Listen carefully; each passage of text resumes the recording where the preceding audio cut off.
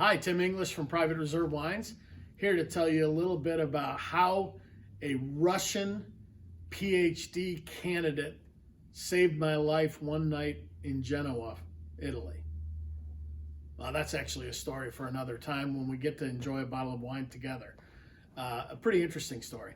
But what I will say is not too far from Genoa is the Gavi area, and obviously famous for that Cortese-based white wine. But here I'm going to tell you a little bit about Barolo from the San Matteo estate, which is definitely more famous for their Gavi, but my goodness, the Barolo they're making is just off the charts good. And I got lucky because I was recommended to the family as a Gavi producer and just happened to try this Barolo, and it was amazing to me. It's from two vineyards that they own in La Mora and in Castiglione Folletto.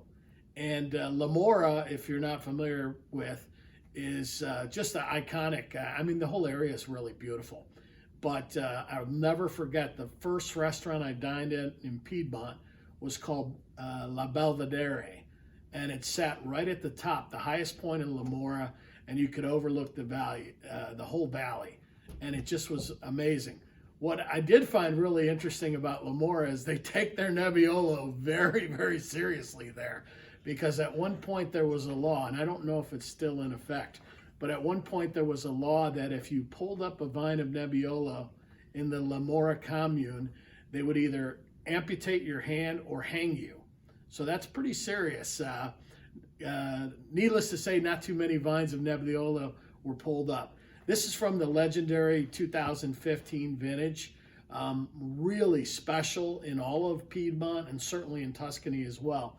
But I'll tell you what, in the Barolo area, it's just amazing. It's got everything you could want. It's got the depth and richness of the classic vintages.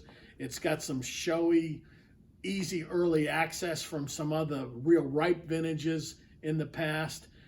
Yet it's something that I think you could really enjoy for 10 or 15 years.